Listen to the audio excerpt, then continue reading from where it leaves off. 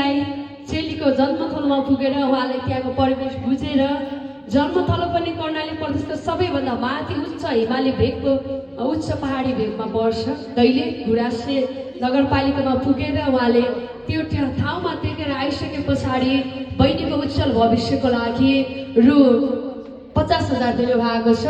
उहाँलाई यही नै हाम्रो जित हो। उहाँ आजैबाट हाम्रो सबैको लागि विनर भइसक्नु भएको छ। विनर त अलरेडी हुनुहुन्छ, हामी सबै सङ्घ संस्थाको विनर उहाँ नै हो, भइसक्नु भएको छ।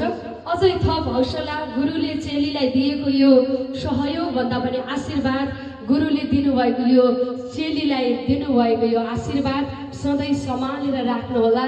50,000 को भोलि पर्सि 50,000 पछाडि धेरैवटा शून्य थप्ने काम गर्नुहोला। हामी उज्जवल भविष्यको कामना गर्दै उहाँको लागि एकचोटि सम्मान स्वरूप जोरदार ताली बजाउन चाहन्छु। र बाँकी फेरि हाम्रो हरेक सङ्घ संस्था लागि पर्नु भएको छ।